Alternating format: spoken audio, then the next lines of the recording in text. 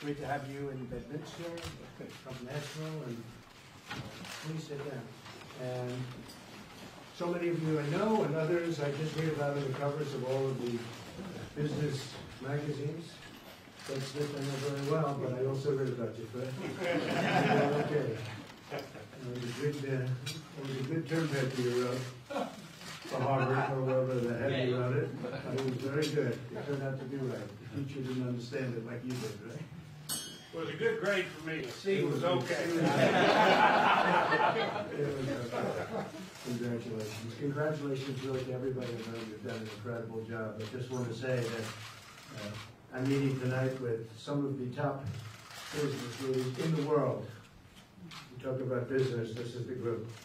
And we're so honored to have you, and we're going to be discussing later on some of the ideas you may have to, as the expression goes, make America great again.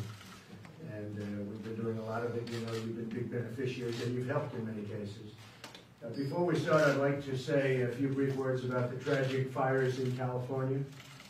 I'm monitoring the situation very close. My administration is in constant contact with everything going out in the state and with the local authorities and the state authorities. On August 4th, I declared a major disaster in the state and ordered federal assistance to supplement recovery efforts. It's been a very tough situation taking place in California for a number of years, and we're going to have some meetings about it because there are reasons and there are things you can do to mitigate what's happening. We send our love and support and prayers to the families of those who have lost loved ones. They've never seen anything like it, what's happening. We're deeply grateful to our incredible firefighters and first responders. They're really brave people. I've been watching them go into areas where very few people would go, and some of them don't come out alive. They're risking their lives, and they're doing it to contain these devastating fires so they can save other lives. My administration will do everything in our power to protect those in harm's way, and we have the finest emergency relief people in the world right out there now. We send them to different countries when we have earthquakes, when we have other problems going on in the world. We'll send our first responders in some cases to help. And I always get calls from the prime ministers or the presidents or whoever's running saying these are the most talented people we've ever seen. Well, right now they're in California and really doing an incredible job. It's great to be here with so many of our friends through tax cuts, deregulation, powerful trade policies, and that's what they are, powerful trade policies. Some of you probably love them, and a couple of you probably don't because you're on the wrong side of the border. But if you're from this country, you're loving what's happening. The steel industry, as an example, is one of the hot industries of the world right now. What's happened to steel in the United States, where we have plants opening up literally on a daily basis. Nobody thought that would be possible. And that's a very important industry. Through tax cuts, deregulation, powerful trade policies, and unleashing American energy, where we're now the largest in the world, we're taking our economy to incredible new heights. Many of the great business leaders, and I'm just going to ask them because they are so incredible and represent such a very important thing for our country. They represent success. I'm just going to ask them to just stand up and just introduce themselves and their company because these are really the jobs they've done and the amount of employment. Some of these companies, well, how many are in your company? About 500,000 people, over 500,000. These are the big employers of the world. So I'm going to ask them, when I'm finished, to just stand up for a second and just introduce themselves and their company and their spouse or who they're with. I'd like to take this opportunity also to briefly highlight some of the administration's key economic accomplishments. As you know, we're doing record and close to record GDP. Nobody thought would be anywhere above, even close to 2, and we are at 4.1, and I think we're going much higher. And as trade deals come in, we can go much, much higher. We have 3.9 million jobs created since the election, a number that would have been unthinkable. Fred, if I would have said 3.9 million and you were in the, well, you would have believed me actually, but they would not. Nobody would have believed me. Fred would have believed me. 3.9 million since election. It's a lot of jobs. Nobody would have thought that was possible. Probably they would have said, if we get 1 million, seriously, that would have been a tremendous number. More Americans are now employed than at any time in the recorded history of our country. We have more people working today than we've ever had in the history of our country. That's a big number. Manufacturing employment is now growing at the fastest rate in more than 30 years. And it's going to get even faster. We have many companies that are announcing that they're coming, and I know some that haven't announced yet, they'll be announcing very shortly. They're coming back to the United States. We've created more than 400,000 manufacturing jobs since my election. If you remember during the debates, we were having, let's say the opposing party, to be nice, say that manufacturing jobs don't happen anymore. I said, really? We don't make things anymore? Well, we have 400,000, and we'll have 500,000 in a very short period of time. They're moving very quickly, and that's a great job. That's really one of the great jobs. Economic growth last quarter hit the 4.1. We anticipate this next quarter to be just an estimate, but already they're saying it could be in the 5s. Each point, it doesn't sound like much, because when I first started, we were at 1.2. Each point is $3.5 trillion and 10 million jobs. That's some number. Even if you're thinking about Pepsi, that's a big number. Don't we agree? Absolutely. Each point, 1 point, is $3.5 trillion and 10 million jobs. And we're going to be, I think we're going to be very shortly in the 5s. And again, numbers that people wouldn't believe, but more importantly, I really think we can go much higher than in the 5s once we get trade deals that are rational and sane and good for our country. And not even good for our country, just fair for our country. New unemployment claims recently hit a 45-year low. African American unemployment rate has reached the lowest levels in recorded history. The lowest in recorded history. Hispanic American unemployment rate is the lowest level in recorded history. Asian American unemployment rate is the lowest level in recorded history. The women's unemployment rate is the lowest level in 65 years. The unemployment rate for Americans without a high school diploma is at the lowest level in history. People that were unable to go, for many reasons, through high school, weren't able to get a high school diploma. We have the lowest in history. The veterans' unemployment rate reached the lowest level that it's been in more than 20 years. Almost 3.9 million Americans have been lifted off food stamps since the election. That's a tremendous number. 3.9 million Americans. That number is going up rapidly. And the reason is not because of policy other than policy of jobs. They're getting jobs, so they don't need the food stamps. Through the Pledge of America's Workers launched just last month, over 4.2 million Americans will receive enhanced career training and opportunities. And one of the, I can tell you one in particular, but many of the people in this room have made that possible. There are 4.2 million Americans that will receive enhanced career training opportunities. They will become very, very intelligent in the way of working a specific job. I want to thank Ivanka Trump because you've been really heading up that program. You've done a fantastic job. Thank you. 95. When she started, she said, Dad, we'd like to do it for about 500,000 people, 500,000 people. And that was 4 months ago. And then all of a sudden, many of the people in the room, I know Fred was very much involved, but many of the people in the room, they took 50,000, 60,000, in one case 500,000, in one case 1 million. We had just an incredible outpouring. So we took the 500,000 up to 4.2 million, and now it's going to be, I guess, before we finish, which will be in another month, and then it'll continue on, but it'll be over 5 million people will be working very hard and being trained to have great jobs. We signed the biggest tax cut and reform in the history of our country. After the tax cuts, and as part of the tax cuts, we're bringing hundreds of billions of dollars back to our land, back to our country, money that was never able to be brought back. Some of the people in this room have billions and billions of dollars, they call it offshore, but basically it means outside of this country. They couldn't get the money back.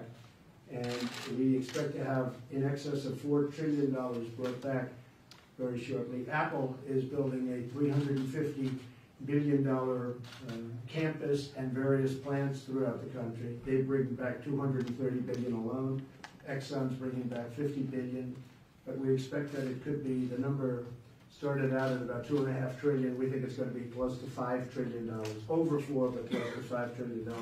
Will be brought back into our country. This is money that would never, ever be seen again by the workers and the people of our country. My administration is providing more affordable health care options for Americans through associated health care plans and short-term duration plans. It's incredible what we're doing with that, and many drug companies are lowering their prices. And I must tell you, Pfizer, I want to thank Pfizer, and I want to thank numerous of the drug companies for, as you know, they went out with an increase last week, fairly substantial increase, and I wasn't happy about it. And they heard that, and they cut the increase back to nothing. They never did that before. They asked for an increase in drugs, and they actually posted it. It was increased, and I was not happy because we want to get drug prices down. And Pfizer and Novartis and others actually took the increases that were already made, and they lowered them, but they brought them back down, which is the first that anybody can remember. Like I said, the office of president must be very powerful to be able to do that, because these drug companies are very, I mean, look, they're great, but the prices are too high. And we are announcing something next week which is going to get them down really, really substantially. So we didn't think it was appropriate, and we want to just thank them. And that's the whole group of them, and they know who we're talking about. We had a record number of regulations eliminated. Many of the business people said to me that as big as the tax cuts have been, as important as the tax cuts have been, maybe more important is the regulation cutting.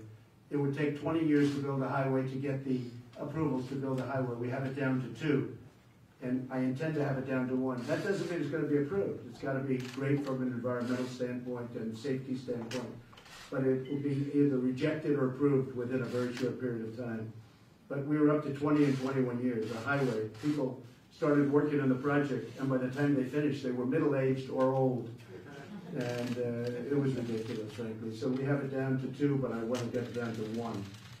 And many other people, and many of the people in Visium want to say something, but many of the people in the room have told me, actually, that the regulation cutting, we cut about 75% of the regulations out. We have some to go.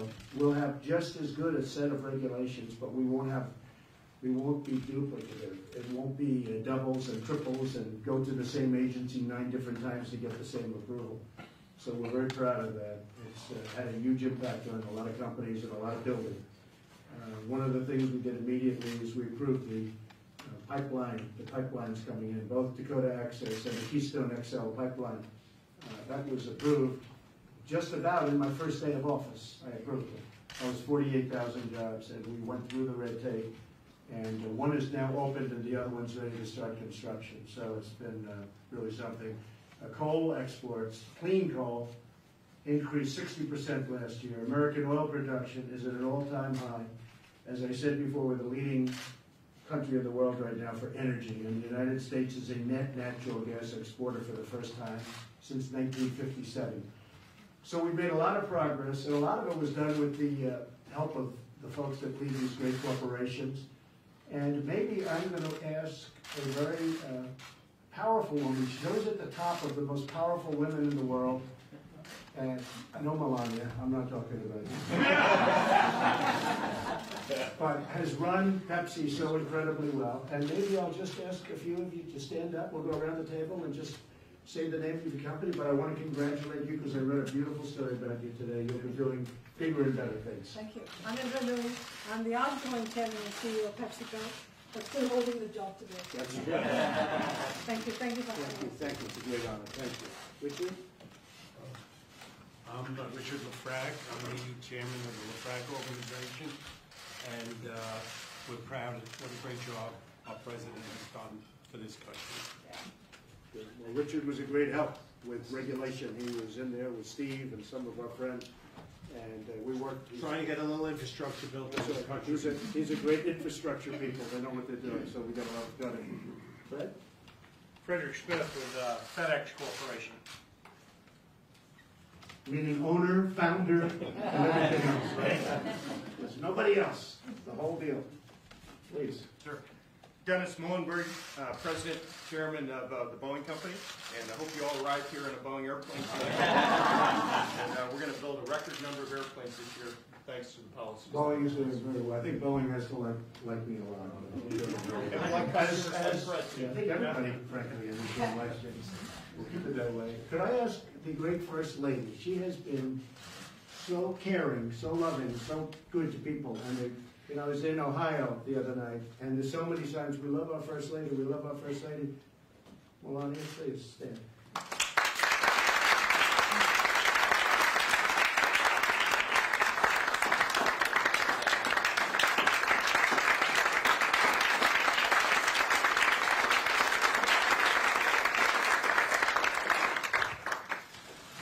Well, welcome to Bedminster. It's great to have you here. And we're looking for a great discussion tonight. And I just want to thank the President for doing an incredible job and for all of your help. Thank you very much. Thank you. Please. My name is Ajay Banga. I'm the President and CEO of MasterCard. And while today he's paying for dinner, any other day when you're paying, remember to use it. It's really important. I'm here with my wife. It's a pleasure to be here. Congratulations. And Ivanka again. Thank you, Ivanka. Thank you, Mr. President. Thank you for your leadership, and certainly tax reform and all the things you've done speak for themselves in terms of the results. My name is Gary Sadamczyk. I'm the Chairman and CEO of Honeywell. My wife, Kelly. Good. And you know, we're working on air traffic control. They've spent billions and billions of dollars on air traffic control, and it's worthless. In fact, pilots don't even want to use the system because they put an obsolete system, just as previous administration. And actually, my pilot came up to me and said, "Sir, this is 5 years ago." He said, "Is there anything you can do? They're putting obsolete air traffic control systems in. They're land-based, but they should be in space. And it's ridiculous what they're doing. They're spending." My pilot told me this, so I knew. I said, "Listen, I'm not president. I have no intention of being president. What do I have to do with it?" And here we are. And I still remember this day. And you do a great system. So hopefully you'll be bidding, and you'll give us a very low price. And if you're not, we'll cut you. You have a great system, actually. You really do. Great. Please. Just so I can actually turn and say, President, thank you for the invite. My name is Mike Manley. I am the CEO of Chrysler Automobiles. And when you've landed in your Boeing, then you should get into a Jeep. He wants tariffs so badly on those automobiles that they brought in, right? Absolutely. Thank you very much. Yes, please.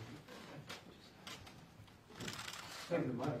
I'll let you have it, Mr. President. Mr. President, thank you very much for having us here. Alex Gorski, the Chairman and CEO of Johnson & Johnson.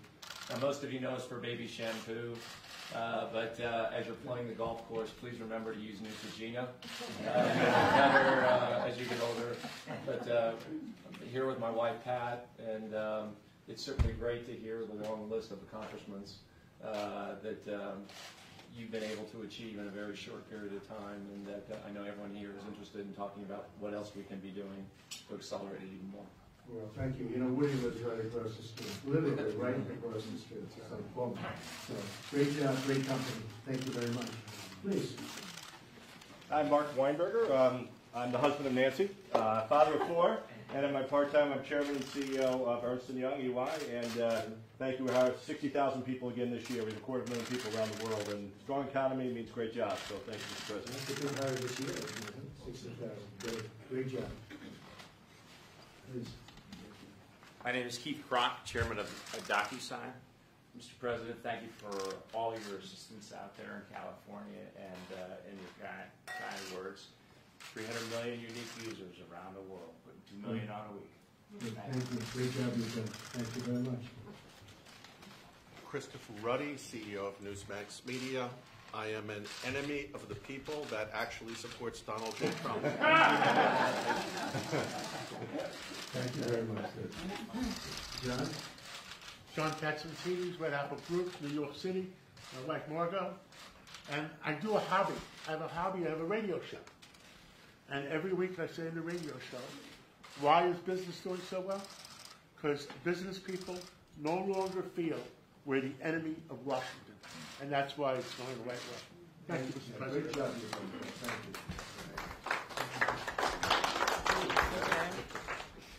you. I'm Larry Kudlow. I'm an assistant to the president. Does everybody recognize that voice? I'm very grateful and honored to have this position. I'm here with my beautiful saintly wife, Judy, who is the best painter and artist in the United States. And all I can say is 4% growth, sir, as far as the eye can see. 4, Larry. You're going to do much better than 4.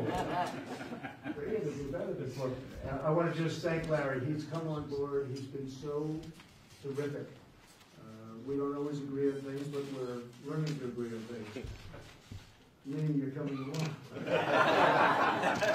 I watched him. He's been my friend. I've been on the show many times over the years, and he had a great show. And I just said, Larry, let's come on. Nobody better than you. Let's put it to use. Let's put it to real use. No longer the shows, right? And he's doing a fantastic job. And I just want to thank you very much on behalf of everybody in the room. Thank you, sir. Really Very good grateful. job. We Thank you. appreciate it. Please. Please. Oh, man. Man with a straw. We use plastic straws or Either one will work. I'm Harold Ham with Continental Resources. Here with my lady, Debbie Martin. And just want to thank you for all that you've done. I made a short list of a few of the accomplishments of the first 500 days. At 23. We're having to add to it now, so that's tremendous. But we have 1,200 direct employees and probably 20 times that many contractors. And we're reporting a good quarter tomorrow. So. Thank you very much. You know, Harold's friend is a great football coach, and he came up to my office and he said, Harold was 2 minutes late. He said, you know that Harold Ham, this guy can take a straw, dump it into the ground, and oil pours out. These other oil companies, they spend billions and billions of dollars, they can't find a thing. This guy, so that's why I asked, is it a plastic straw? I think in your case, either one works out, but I heard you're doing really well. A little better since the original days when I knew you, right? A little bit better. We're proud of you. Thank you. Thank you very much. Please. I'm not quite sure why I'm here. I'm like the smallest company by far. I'm Jim Cook, and I started making Sam Adams beer in my kitchen 30-something years ago. Maybe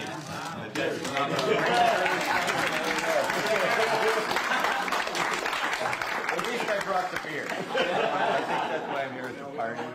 And I guess I'm sort of speaking on behalf of what is now 7,000 small brewers in the United States. When I started Sam Adams, American beer was a joke, and it pissed me off. And now American brewers make the best beer in the world. And the tax reform was a very big deal for all of us because 85% of the beer made in the United States is owned by foreign companies. The Americans, I'm the largest American-owned brewery at 2% market share. And we were paying 38% taxes and competing against people who are paying 20%. And now we have a level playing field. We're going to kick We've their done ass. My wife the White House on health data. That's right. That's exactly. Thank you very much. Thank you. Great job. We're also making the finest steel in the world. And it's a big difference between good steel and bad steel. We're sending us a lot of bad steel. We're making great steel now. Mr. President, Mark Sutton, Chairman and CEO of International Paper. Our company's running very, very well right now. We are basically a company that has demand that equals GDP, and we are running at a 4% rate right now, strongest we've had in many, many years. And just 2 weeks ago, we reported our strongest second quarter in 10 years. Wow. And International Paper is an incredible company from the environmental standpoint. Whatever they take, they put back. I've seen it. I've seen what you do, and it's incredible what you do. And then you start all over again, but what you do is really great, and I We appreciate start it. with renewable natural resources. We generate 80% of our own energy from waste of those natural resources, and then 90%, for example, of our corrugated boxes are recycled back into the stream. Fantastic job. Thank you. Fantastic job. Thank you very much. Please. Hi, my name is Gabriel Aiden. I'm a Silicon Valley entrepreneur. I started my last company on unemployment and $10,000 in the bank and built it to a multi-billion-dollar several thousand employees. I'm also a prolific digital marketer, and I want to say thank you, Mr. President, for what you've done for this economy. It's incredible. Everybody said, what, 2%, no more than 2% with Obama, and now we're seeing 4.1, so congratulations. Thank you very much. Well, thank you. I have to say, the policies of the other administration would have been more regulation and much higher taxes. And what you're witnessing now could never have happened. And growth has taken us out of a lot of problems that have been caused. And you're going to see super growth very soon when it's all set, when it's like a fine-tuned machine. But you're going to see some really super growth. We're in a little bit of a fight with China right now, and we've gone up. And I don't want them to go down because I'm a big fan of President Xi, a friend of mine. But they're down 28% since the last 3 or 4 months, and we want them to do well, but we want them to treat us fairly. They have not treated us fairly for many decades, which is the president's fault. I mean, I take responsibility for my time, and I couldn't let that happen. It was, as most of the people in this room know, and many of you, I guess almost all of you, are involved in China, so you know exactly what's happening. But we were losing $500 billion a year. On average, we have 517 billion over the last couple of years. 517 billion. So we can't do that. So it's going to be a lot different, and I think we'll have a fantastic relationship with China, and we'll ultimately have a fantastic trading relationship. It'll be somewhat different, but it's all working out. You know about Iran. Iran is a whole different country since we got rid of one of the worst deals that I've ever seen. Much, much different country. North Korea, we're doing well. I think we have a lot of good talk going on. That's been going on for many, many years. I think, we left there 3 months ago. Somebody said, well, wait a minute, why isn't it moving fast? They've been working on this thing for 40 years. I left 3 months ago. We got our hostages back. There's no more missiles flying over Japan. There's no rockets going up. There's no nuclear testing, and we have a good relationship with North Korea. So we'll see how it works. I have a feeling that China now is not happy, and maybe they're doing a little bit of a number, but we'll figure that out too very easily. But I think we're doing very well with North Korea. We have a lot of respect, and that'll end up being a great country. And Chris, I'd like to maybe have you finish off. You've done a fantastic job. Thank you. Chris Liddell, I'm Assistant to the President, here with my wife Renee. It's a great honour to serve, sir, and wonderful to see, in particular for the economy. I've been CFO of a number of companies before this role. I've never seen the economy in such great shape. Thank you, sir. Well, thank you, Chris. Just one story, because I see Dennis from Boeing sitting here. And one of the first things I was given was the Air Force One. Well, Air Force One now is 30 years old, which is old for the United States. I see other countries pulling up in their Boeing 747s that are brand new. A lot of the Middle East countries, interestingly, we protect them for nothing, but that's changing too. They have their brand new Boeing 747s. And so I had a price at $5.6 billion. This is for two planes, not one plane. But that's got to be, that's the world's most expensive plane. So we worked very long and very hard, and we have the same exact product for $1.6 billion less. Is that right? And hopefully we'll get them a little sooner, and I think you'll be able to produce them. But they're going to be planes that will be representative of this country, and it'll be something really great. So we sat down, we had a very serious negotiation. It worked out great. And Dennis, you are doing a fantastic job at Boeing. And I mentioned a little cutting there, but the amount of F-18s that you're selling and all of the different planes that you're selling, not only to us but to other countries, because we've opened it up where allies of ours can now buy planes, because they were taking a long time. They'd have 2 and 3 year waits. By the time the plane was ready, they wanted to buy the new version of it. And we're getting that done very quickly, so I think you probably see the results. I'm sure it's helping. So Dennis, thank you very much for being here. Ladies and gentlemen, thank you very much. It's a great honor. And to the media, thank you very much.